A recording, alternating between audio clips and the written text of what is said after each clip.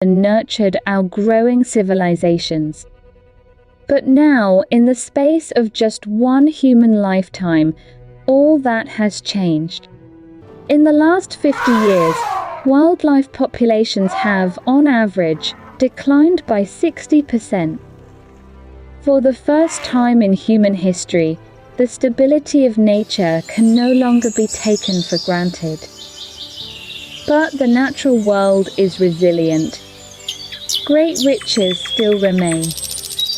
And with our help, the planet can recover. Never has it been more important to understand how the natural world works and how to help it.